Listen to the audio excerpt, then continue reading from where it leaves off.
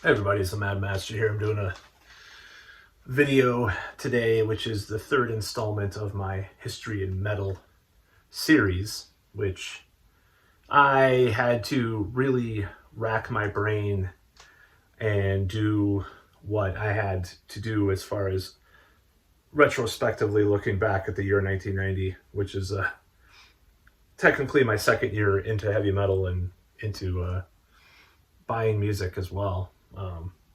In that case, of course, the lunch money that my mother provided being saved up, or chores and stuff. So I wrote a whole huge amount of notes, and that is one of the things that I had to do, is because I had to really go in and try to remember all this stuff, because there's actually, it's almost as eventful as 1989, maybe not quite, but I will go ahead and go through it. So fall of 1989, if I can recall correctly, I got into the Sex Pistols because my teacher of this private school in the class thing, sixth grade, he dubbed me a tape with all this punk stuff. Like, I don't remember exactly what was on it, because some of it was like Steve Jones's solo songs, and like, or maybe I'm confusing that from the library that I got a Steve Jones solo album. And like, maybe there was like Television or Blondie, or some of the CBGB's bands, but there's Sex Pistols. At least most of Nevermind the Bollocks was on there, if not the whole thing. And that's when I got into that. And family went on vacation. I was listening to that tape a lot, I remember that. Also around that same time, I remember going to a movie the first time by myself, which was a National Lampoon's Christmas Vacation, and I had in my bag with me at the theater So Far So Good So What from the Cutout Bin, because there used to be this place that had a cutout bin, and they had all these records and stuff, and I got like one of the Nuclear Assault side projects, and this band that used to be around here called Old Skull, from, I don't know if they were in the cutout bin or what, but I bought records. I was buying records and tapes. I wasn't buying CDs. I think my first CD was probably from the Columbia House, the infamous thing that you've probably seen from your boomer parents or from your Generation X uncles that have like those memes like Columbia House still owes you or you still owe Columbia House. It's like after 40 years or whatever. So that's kind of one of those memes that came about more recently on social media. But yeah, that was some of the first CDs that my family got, this Columbia House thing. That was like 92, I believe, because Dirt was out, because I remember Dirt was one of them, and Soul Asylum's Crave Dancers Union. But I'm skipping ahead. Anyways, I'm going to go back, because I didn't have any CDs. So I bought tapes and records. So, so I'm just going to go through some of this, because I didn't really organize this very well. But, this is kind of one of these things that I don't want to script this out at this point in time. I just want to talk about it, because I think it's fun for me to talk about the history and stuff.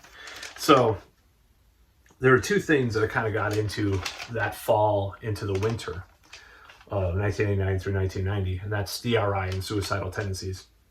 And there is a record store that's still around here. I'm not going to mention the name. I've already mentioned the name of a defunct record store. You could probably guess what this is, but there's, from back in the day, it's probably one of the only ones that's still around that I went to.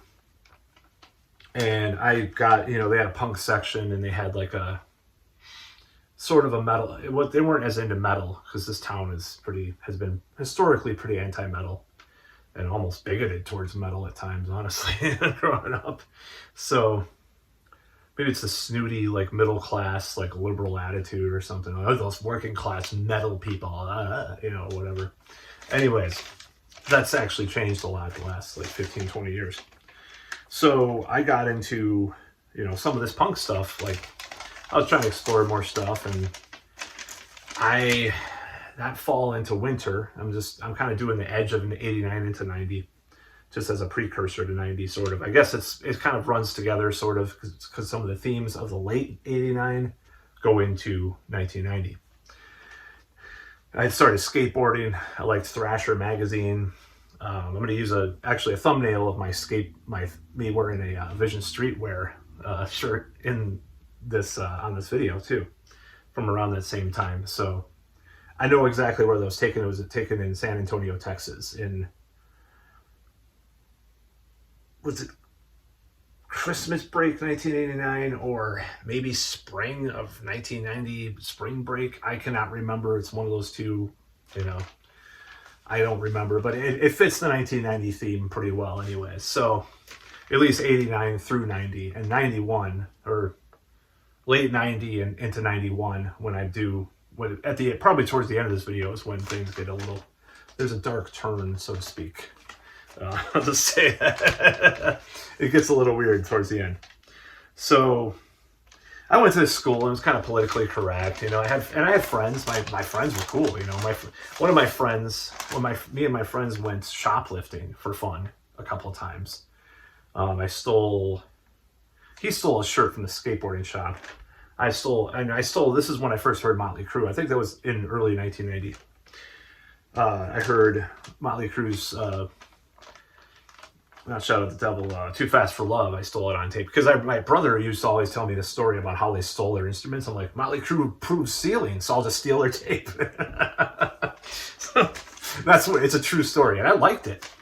That was like some of the first hair metal I liked. But around that time as well, I got into Van Halen. It was like late 89 into early 90. And I really like the Sammy Hagar stuff, but I don't want to, you know, say that. But I did get into, you know, Fair Warning and stuff. And then also, I'm going to probably go back and forth between some of the time, but that's fine. I just do it. I'm doing this for fun. I don't care. I'm doing more scripted videos though in the future, by the way. And they're going to have full on, like, you know, like everybody does. Like they'll have little clips and stuff. I'm doing like at least one video first, and I'm going to see if I want to do the second one, because I definitely want to do something like that. So I've always wanted to kind of incorporate that. It takes a long time on my PC that I have out there. Maybe I'll try my Mac. I have a PC and a Mac. A really old Mac, but it's more powerful somehow than the PC. It's hard to explain, but I'm not going to go into my computers. This is about heavy metal, so fuck you. So yeah, I got into like Van Halen, and some friends of the family took me to see Great White around that time. I'll have to look up when that.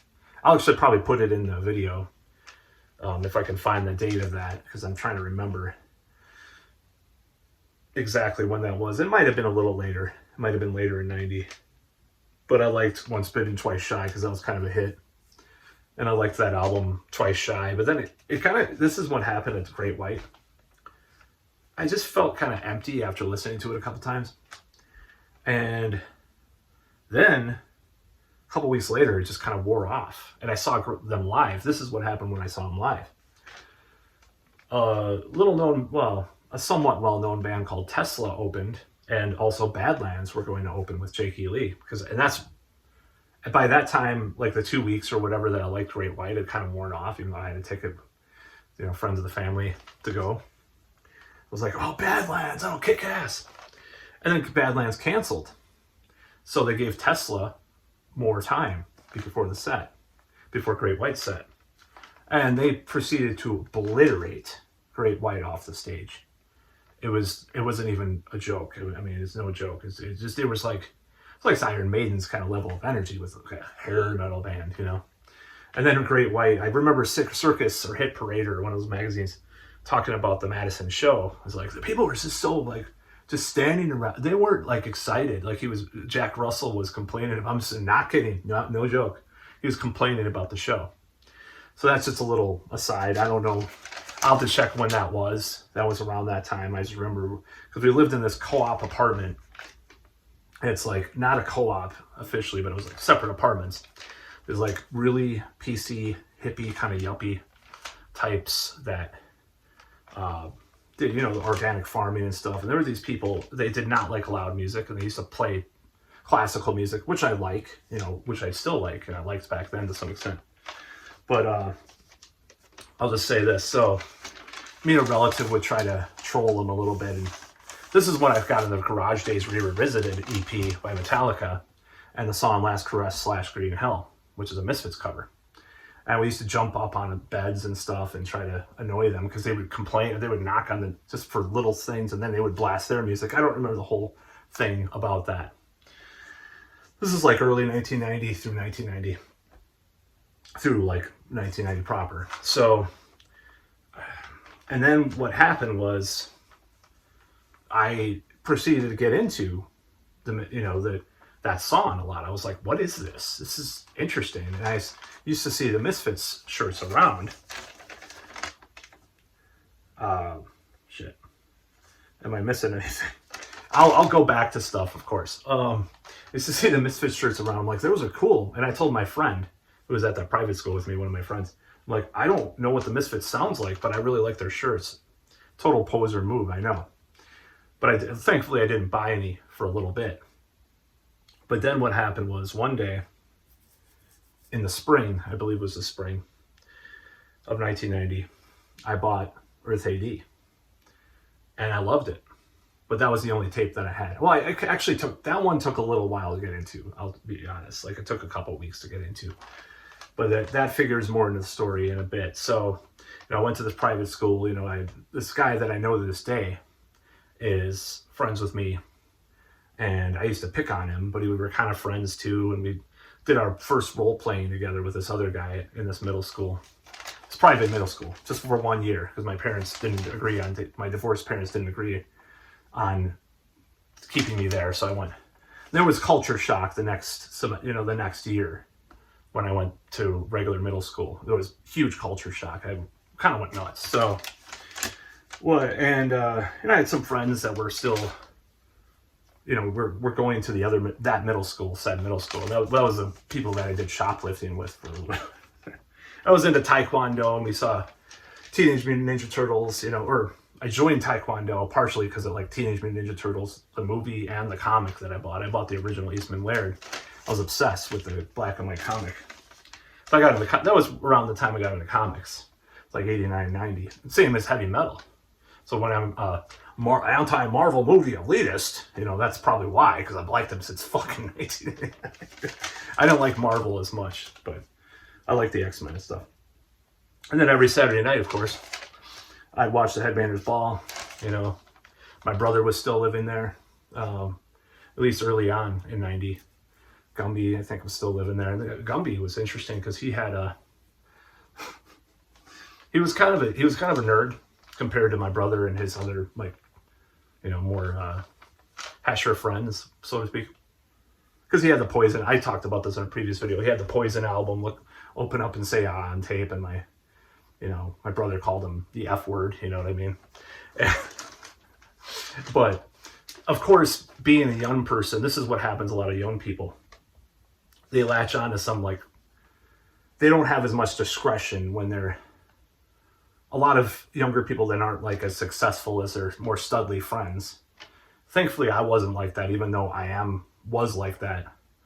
Oh, I had more discretion, but I wasn't, of course, as successful as my more studly friends back in the day. But I'm just saying that some people that are like that, like how I was, are more desperate in a certain way. So they latch on to these women that are probably not the best for him. But this girl, he met some girl from Texas, and I'm not going to name her name. And I guess a couple times she threatened to do herself in, just using YouTube code, YouTube algorithm code. And might have did some cutting. And then the police were called several times. I was not there when this happened, but she was living there because it was just all this drama. But this woman who was kind of a Christian too, which is really strange, because when she saw me and my friend, I'll call him, I'm going to think of a name. I got to think of a name. I will call him, let me think of, I'll call him Logan. I don't know why I thought of that, but Logan. Okay, I'm just going to call him Logan. There actually was a punk kid called Logan. I hung out with him too. I just I just remembered that. So this is not the same person. We were watching Ozzy videos on Headbangers Ball Saturday night, because that's what I used to do, is watch Headbangers Ball Saturday night. My friend would come over and look through my brother's tapes and eat pizza, and my dad was upstairs or whatever, and my brother and Gumby were at the bowling alley or whatever, trying to get laid or whatever they were doing. And this woman was at the house, And she's like, you don't want to know about the Satanists in Texas, and started telling us Ozzy is a Satanist and all this crazy like conspiratorial stuff about Ozzy and all this stuff and Black Sabbath. And I'm just like, even at that age, I was like, I don't know if I buy that. But what's weird is that I bought Black Sabbath, Sold Our Soul for Rock and Roll at Record Town on tape when at the co-op apartment I was listening to it. And this is a little bit later after that, I believe. And I kind of watched a lot of like the Satanic Panic stuff at the time, like 700 Club, and that'll come into the video later, more ways than one. That's kind of gross, but never mind. I'll tell the story later. It's kind of messed up. So when I do 90, I'll do 91, and I'll probably do the end of 90. Well, I'll go into more of 90, of course. And I used to watch like the 700 Club, and I used to sort of buy into some of it sometimes, or I like fooled myself into it. So I got scared from Hand of Doom? Is that the song? Your skin is turning green, and there was this weird fluorescent light above this mirror, and I was like, oh shit, it's turning green. So I threw the tape out the window, and I never picked it up. And it was like a year or two later, I was like, I didn't really care about that anymore.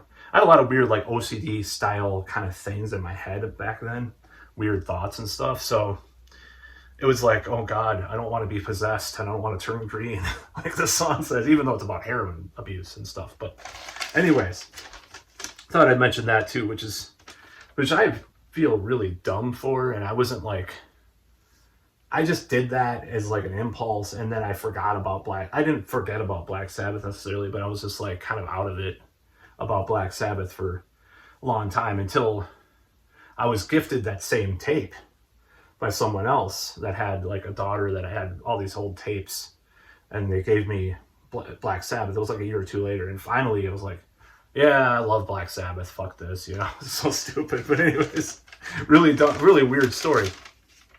So yeah, let's go into so I was in a Queensryche, and my brother had the Mindcrime tape, like the Mindcrime videotape, the videos.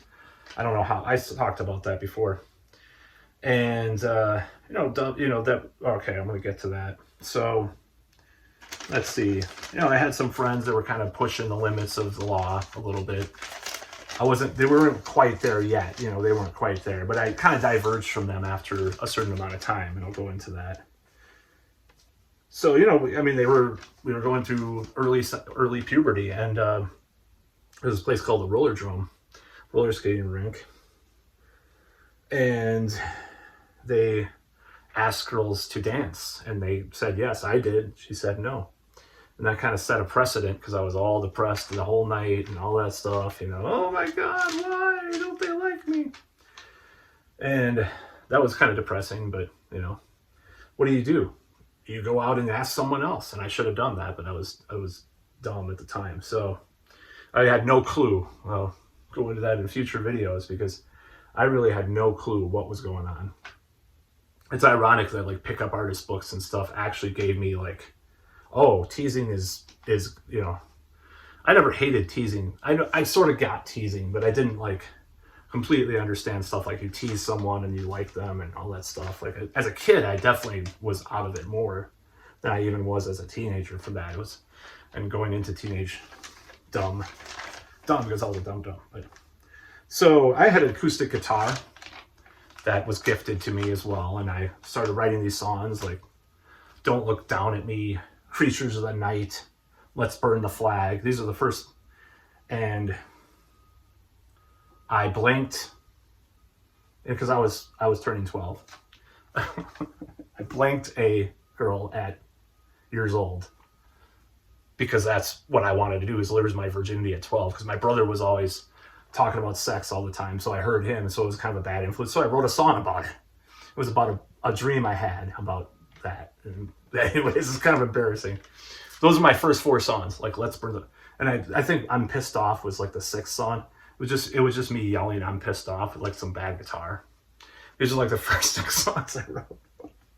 "Creatures of the Night" was not the Kiss song, but it was like about vampires or something. I wrote it down and wrote lyrics and stuff. So I was writing songs at like 11, 12 years old, and I wanted to write songs since I was a kid, so that was my first fucking 6 songs. It's embarrassing to talk about that, but I still like Let's Burn the Flag because I was like an anarchist. I thought I was an anarchist, and I used to draw anarchy symbols on my notebooks and stuff. I was like, I'm an anarchist.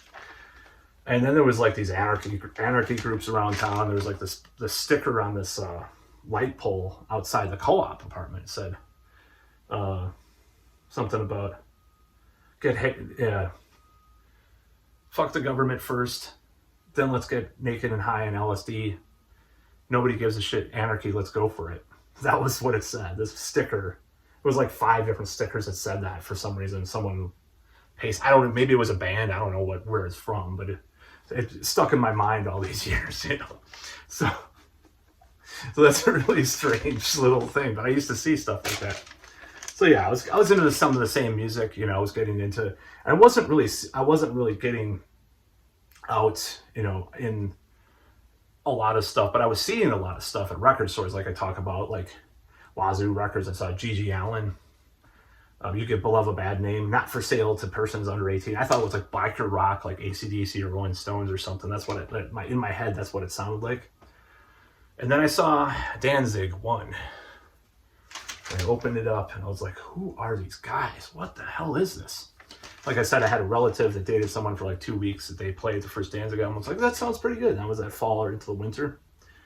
And I didn't put 2 and 2 together until that spring/summer. I think it was summer, because I know I was on summer break.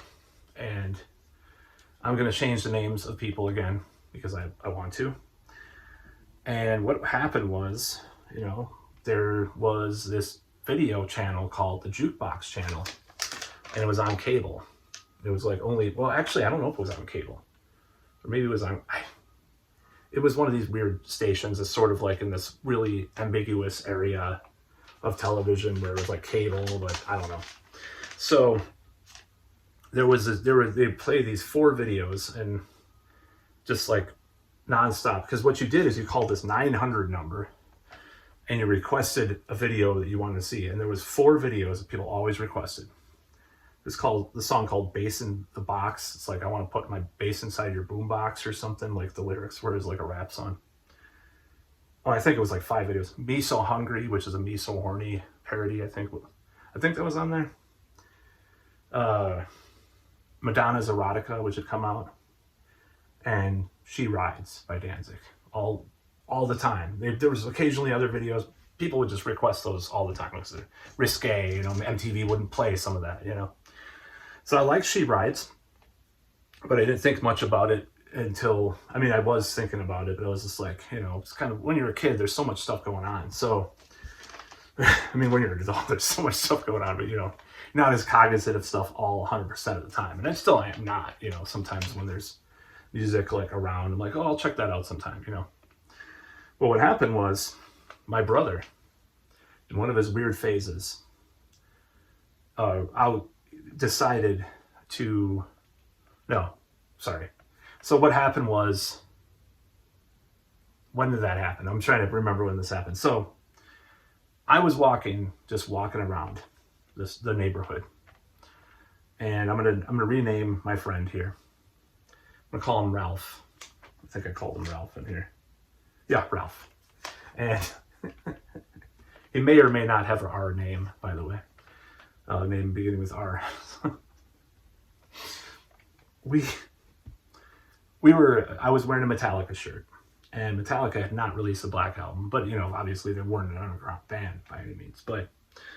And I saw, you know, I was like walking down the street, like just minding my own business, just kind of going for a walk. I don't even remember what I was walking for. I just to go on walks, even back then, I think. And I saw Ralph with his Metallica shirt. I'm like, hey, I haven't seen you since 3rd grade. You know, and we're like talking about music, and it's like, wow, we both like metal. How did that happen? You know, and today stuff happens too with that. Like, there was one time we were both listening to, because I still know, we was both listening to like CBGB's bands, like Johnny Thunders and stuff, like just this weird phase in the middle of 2019 or 2018 or whatever. It's like, oh, you picked that up. Wow, that's interesting. You, at the same time, it's like he's spying on me and like, you know, checking out what I'm like ordering or something, which is not true, but we just have the similar mind as far as music. It's really strange, really bizarre. So we were just talking and stuff. And then my brother and maybe one of his other friends see us walking. And in this period of time, my brother wants to be, he was working at Taco Bell, I believe. I think he was a manager by then too. I don't think it was a downtown one yet. But he wants to become a private detective because he's watching this show, this 80s show called Mike Hammer. And so he buys a air pistol, BB gun, and he calls it Betsy 2 because the gun on Mike Hammer is called Betsy. So he calls it Betsy 2 because he wants to be Mike Hammer. So there was like this theft of this bakery truck on the street that happened. It was reported. He wanted us kids as sleuths to solve this mystery of this baking truck getting stolen from. So it's just, and we did actually do a little bit of reconnaissance for him. I think like once or twice, but it didn't go anywhere. But it was kind of interesting because my friend Ralph was involved with that for a little bit. It was very strange. So that was kind of a little thing. So I knew him, and I had really bad social skills back then.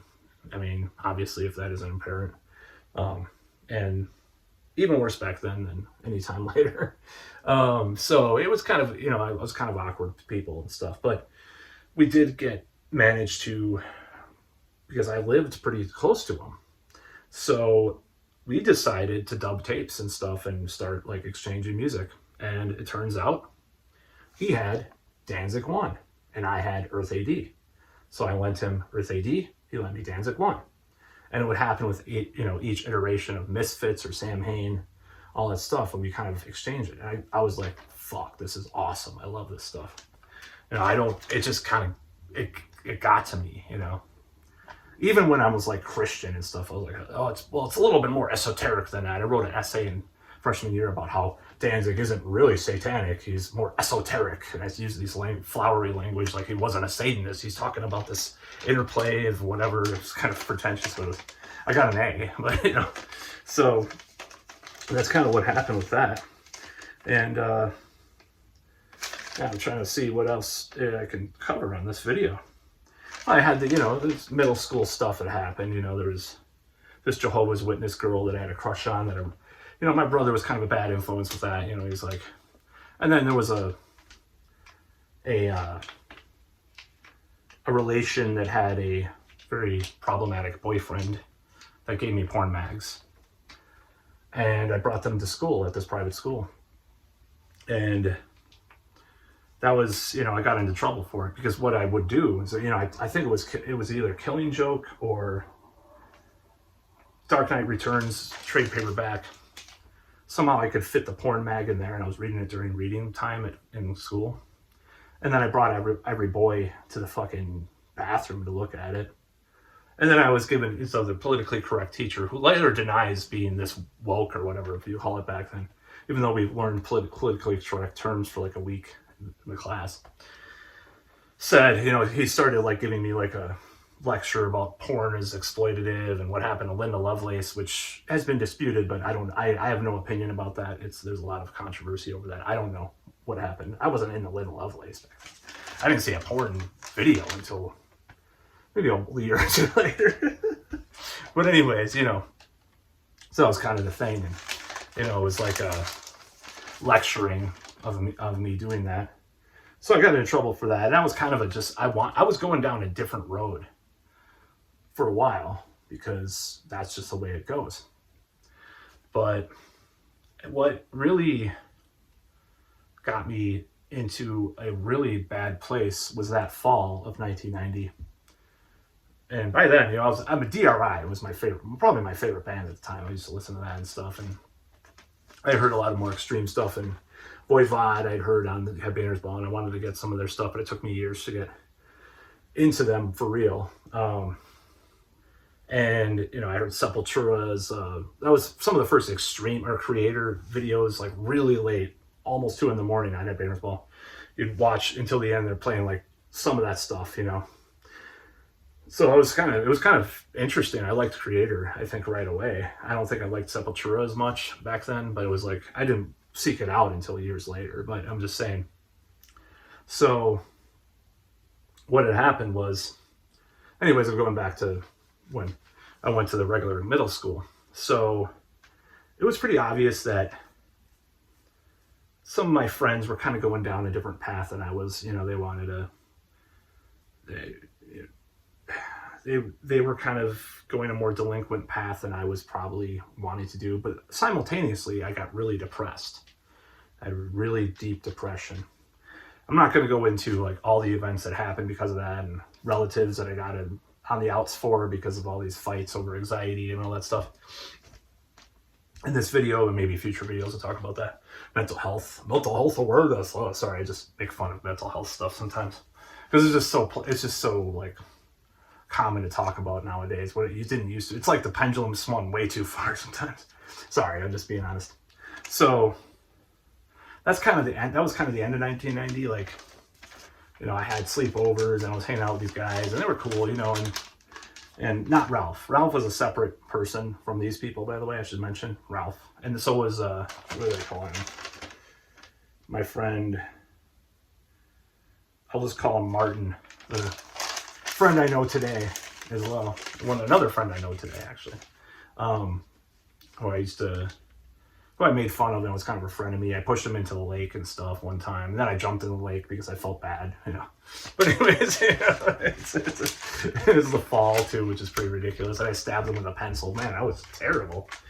Allegedly, I stabbed him with a pencil. But I was kind of going it down a dark road, you know. Because, by the way, that Jehovah's Witness girl, I wrote a poem to her and I was talking about her breasts are like buttercups and all this stuff. And I had some bad influences around, I'll just say that. But at the same time, having a little bit of that bad influence probably is good in a certain way, because maybe it prevented things from being worse in some. I don't know. It's hard to explain. Go into those theories. So, just like buttercups. Said it was the most beautiful poem she ever heard. But her dad hung up on me when I tried to call her. Anyways, that was 6th grade. So, you know, going into the summer, I was hanging out with Ralph a little bit and those other guys, you know.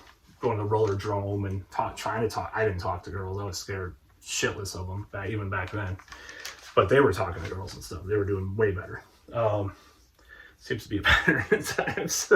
So, anyways, we went, you know, back into the middle school. And I didn't have a lot of classes with those guys, the two other guys. I don't know if I even had classes with Ralph, as I'm calling him. But things got really weird real quick. And so what happened was I would bend down and look at the ground and not talk to anybody. I was like a mute. There's more of that to come, of course, unfortunately. And that was 7th grade. Like, I was depressed. I was deeply depressed and disturbed. And I don't know what was going on with me. And it was just terrible. And I was just like, you know, there's times I don't even remember from 7th grade. Like, I was that depressed probably, and it was weird. It was a weird vibe during that time. I got picked on a lot. 8th grade, nothing like 8th grade, which is 1991. Wait, 1990 through 19. No, wait. Damn, I'm getting my years mixed up. 1989, 1990, 1990, 1991, and then 91, 92. Okay, 91, 92 was 8th grade, 92, 93 was, okay, I got it. I figured it out. Okay. So that fall, I got really depressed. And there was these 3 girls that I probably should have talked to. They were a grade above. I think one of them was my grade. And one of them might have been a little younger too. And they all had these punk shirts and all these like Misfits shirts. It's these 3 really cool, hot, awesome girls. Hot in that sense of being that age, I'm saying. When I was that age. Just in case Chris Hansen calls for something I'm talking about from 1990. You know. So, I was really shy though. And they talked to me a little bit. I was like, oh, they're talking to me. Maybe I don't think they like me though. That was my automatic, defense mechanism with women and stuff for such a long time. Like, they're talking to me, but they probably don't like me.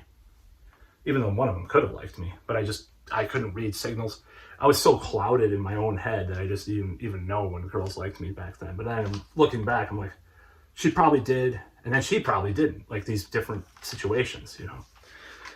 But those girls, and then it was just a weird year. The kids were getting really weird and kind of not based, but base, and like kind of messed up, and it was just getting kind of strange. I was getting picked on more and more. And there were girls, and yeah, like I said, there was one girl I know she liked me. Like, and I'm not going to mention, I'll say her name. I'll never fucking talk to her. Autumn was her name. I know she liked me. I really liked her. Holy shit. But, you know, doing like the Neville Goddard revision, new age method, like, anyways, you know, I would have gone to the dance with her, you know what I mean? So yeah, that was a really dark time in my life. 7th grade into 8th grade, because 8th grade was pretty bad too. And I really didn't really grow that much, except for, so there was something else that I did get, and I'm trying to pinpoint the time frame for this. And I believe it's probably late summer, early fall of 1990, if not into 1991, but I'm pretty sure it's 1990. Because I was getting into punk, but I didn't have a lot of it. I didn't hear a lot of it. I heard like Agnostic Front. I thought it was okay, you know, on Headbangers Ball of all things. I was really mainly into the Misfits and DRI and stuff, but I heard about this band Black Flag. So I had my father buy me My War on vinyl, which I wish I still own, because I don't know. And I was like, what is this? You know, I listened to it. I was like, this is weird. Like, this is kind of, is this punk or is this metal? What is this? Like, weird kind of art rock or something? But overall, I got into it. And I got Damaged, you know. And with Jealous Again, there's extra tracks on CD. Well, that was a CD. When was that? That was 91, definitely. I think this might be late 90 when I'll just say it's late 90 when I got My War. So that was kind of the trajectory of 1990. No Prayer for the Dying came out. I bought it, you know, in that fall, and I loved it. Iron Maiden. And I was deeply into Priest, Metallica, Megadeth. Nuclear Assault is another band I liked, especially early 90. Handle with Care. That was actually the first extreme metal I owned, if you want to call it extreme metal. Extreme thrash. I love that album. Critical Mass is an amazing song. That was really good, and I bought that. And you know, that's kind of and then me and Ralph were dubbing back and forth as well. So I was getting into more stuff. You know, he was more into like Slayer and stuff, and at the time he didn't like Iron Maiden as much, even though that got him into metal originally. He's like, I want more chunky thrash. He was really into thrash. I remember his words about this back. I don't know if he'd deny it now, but he definitely was more into like chunkier stuff. Like, I still kind of like Iron Maiden, but you know, I like the chunky stuff. But it's not even close to the douchiness of 94, 95 with another friend of mine that I'll talk about in the future, because man, I was aghast with rage about what happened there, because dissing Iron Maiden like he did, oh man, it was really made me mad. But and that guy didn't like thrash, he liked chugs, so early chugs, you know what I mean? The other guy I'm talking about. But I don't hate the guy. I don't hate that guy. But Ralph was cool, you know. And I think we occasionally watch movies. He showed me some horror movies. He was really into movies and horror movies especially, you know. It was like, and along with another relative of mine, I think I've mentioned who that is. But I'm trying to be give a little more of a guise of anonymity to some of these videos. I watched a lot of early horror movies, you know, from the 80s and even 70s and stuff. I was like pretty literate in film, you know, at an early age to some extent. So that was pretty cool, you know. Oh, I'm watching Hellraiser, you know, or Dead Alive. That was a little tiny bit later, but yeah, that I watched that. But yeah, I saw a lot of cool movies around that, you know, starting around that time as well. So yeah, that was kind of the trajectory of 1990. And I didn't mention the skateboarding enough. I'm gonna mention a little bit of note about that. So I was really into skateboarding from like 89 through 90 to end of 90. when I got my depression, my 7th grade depression, I stopped skateboarding, and I kind of got a little fatter too. If you look at pictures of me from that time, I think in my 7th grade, or is it 8th grade class pictures, I'm getting fat. But I was skateboarding. I should have kept on skateboarding. Of course, you can't skateboard in the winter. I didn't get into snowboarding either. So I could do ollies. I loved the skater thing. I bought Thrasher magazine. That's where I heard a lot of these bands. But of course, I mentioned before, there was this other magazine at the Kohl's food store, which, closed down, of course, years ago, called Thrash Metal. And I think that's a proto precursor to the Metal Maniacs, but it had all these bands. And I remember this one issue that all these bands listed, even like doom metal bands, all these underground bands. And they had listings where you can write to the band and get a demo, like even underground death metal bands and stuff. And that's where I first discovered magazines, like metal magazines. And back then, that's what you got into. Like, that's how you got into new bands. You didn't, watch Justin Horville diss Slipknot and talk about some, half-ass black metal band that's on his label that he's trying to hype up to get you to buy it from his label. I'm just making fun. But if anybody's even watching this far that knows what I'm talking about. I mean, you didn't read stuff online or watch YouTube videos. You had to read magazines and read the description and the reviews. And that also plays a part in my rebirth in metal that happens later in the decade, of course, where it was February of it was like 8 years later, probably to the month, that I got back into metal. But that's for another time, another future video where I talk about that, because there was a couple years where I was not as faithful to the disciple steel, so to speak. So, yeah, I think that's about all. That's 1990. There was a lot of stuff that happened. They talked about the bike shop and, the friend living under the porch, for a while of my brother and, another relative, I'll just say, dating the skater guy that they had actually denied dating. And they remembered, because that's when I first heard the first Danzig album. I'm sorry, that's when I first heard it. So I'm trying to look for anything else, and I think I've covered everything on this sheet. Busted with Porn, First RPGs. Around that time, I mentioned one other thing. Metal was kind of sort of starting to decline, and hair metal was like at its most stratospheric heights in the very commercial, like third-rate kind of bands. I'm not going to say any names. Sometimes I'll like the band that I'm calling third-rate. I'll just say, like I mentioned, Tesla. They're not a third-rate hair metal band. They're a great band, but they were starting to. Some of the albums were coming out were really slick, and AOR, which I love now, but AOR very sounding and very commercial. So at the same time, that was kind of like a lot of the teen girls would love all those ballads and stuff, Heaven isn't too far away. I love Jenny Lane. Yeah. I'm not making fun of Warrant. I'm just saying, all that shit was huge at the time. So, and I wasn't really into that because my brother was like, they're, what? Oh man, they suck. Oh, that's fucking stupid, Even though he liked some of that stuff. He loved Guns N' Roses, LA Guns. He had that tape. I don't consider, I kind of separated the two, sleaze metal and hair metal, but they're kind of the same thing. And if you want to really boil it down, But yeah, that was getting big, but also pop and rap were making a huge splash, especially like Vanilla Ice and MC Hammer and stuff. And it was like, the kids around me, that was their first tape.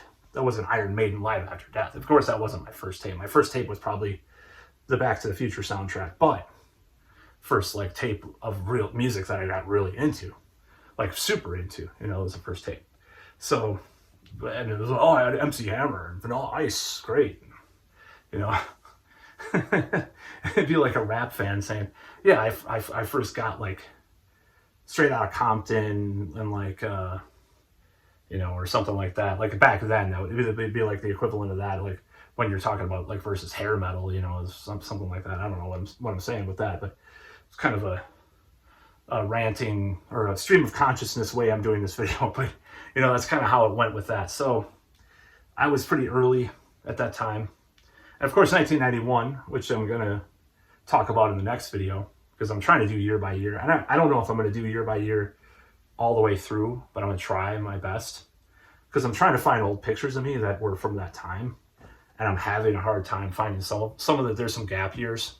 So like, for example, I definitely want to find a picture of me in a trench coat, like that looks like I'm a goth or something, like from, that's like the 95, 96 picture probably. And then 97, I already know, I don't know the picture for that, but 99, 98, 99, that's the picture of me that people say I looked like Trent Reznor. That was like 98. I remember the apartment. I remember the exact day. I had like my friend had a Polaroid camera. I was like, take a picture of me with this leather jacket, this Ibanez guitar, and the mirror, and my black hair, man. And then I picture, and it's just, that survived because I liked it so much. It was just like, first time I started taking like selfies of myself, you know, because I do like pictures like that look cool, that I can look cool in and stuff. So, but that was like the first time I like got really into it, that picture. Infamous picture, the infamous Trent. But I'll go into that in a future video to my history of metal, because that'll be like 98 or 97 through 99 is the gutter goth groupie years, you know. But I was such a dork that I didn't, you know, obviously do anything. So that kind of concludes, I just threw a paper clip. That kind of concludes 1990. 1991, of course, that's an infamous year for heavy metal because the Black album came out. And in 1992, kind of sort of the decline of metal was really deepening because of Nirvana and all this other stuff. 93, it's going even deeper and deeper and deeper. And then you hit 94 and 95, it's like on the bottom. That's why I said 95 is the year of the death of metal, because it was like the complete death, you know. Iron Maiden playing a club, basically, you know, the rave bar or whatever. I mean, it's not a club, but it's slash theater club, you know. So, which I saw 1996, and that was kind of the trajectory of what was going on. But it wasn't there yet. But you can sense something was on the horizon, like I said in previous videos. My brother's like, because oh god damn it, okay, I forgot this one. So my brother moved out, I think that summer of 1990. That's when he, after the detective stuff, and I don't remember, but he was dating this girl who was in college. Being a high school dropout, that was pretty sophisticated for him. She was in college. And I believe, damn, do I have to look up this stupid song and when it came out? But this girlfriend of his once told me that I was a couple years older. Wait, that's 1991. Wait, 90, was that 13? Okay, I'm trying to do the math. I'm messing this up. I don't care. I'm just doing this for fun. 1989, I turned 12. No, turned 11.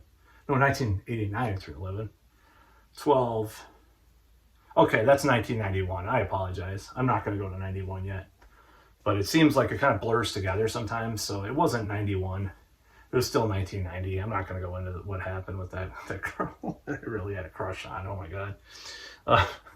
It's my brother's girlfriend. Oh my god. So it's kind of funny to talk about. But like when was that? So I think about what there was late 1990 where I think he was senior, but that happened early that next year. So I'm not going to go into 1991 too much. I will tell this story. So I'll tell the story, and then I'll go into the other story at the beginning of 1991. So my brother was dating this girl that was going to college, and we go visit my father, you know, where he lived, you know, in the suburb, at his house. And my brother told me, he's like, yeah, you know, I like heavy metal, but I'm getting into this other stuff, like the Pogues. My girlfriend likes the Pogues, or like Red Hot Chili Peppers, Jane's Addiction. You know, I still like heavy metal, but this is a kind of more, almost like, I think he called it more sophisticated alternative music or something. Like, oh my god, that's totally cringe, dude. You know, like looking back on it now, but like there was a sense in the air that was pretty prominent that metal was going to take a dive. It was there. It was already there. You know, like you saw this like kind of funk rock thing kind of get big. You watch, in the 80s thing, like the synth pop, the metal, new wave kind of futuristic sound was kind of starting to die down. People were getting into more 70s kind of stuff, or these shredders were doing these bluesy albums like Lynch Mob, like Badlands, like, Poison had their, was it third album with Blue Serencino or whatever. Maybe that was 91 or 92, but, they were kind of getting more down to earth, like less makeup on these glam bands. Even Dr. Feelgood, in Motley Crue stripped back the makeup, So that was kind of happening. It was pretty obvious that things were going to change. Maybe not in the way that we thought, maybe not in the biggest way that we thought it would, but it did. So I'll just leave it at that. And this is almost hour video about 1991, even probably longer than the last one. But anyway, that's about all.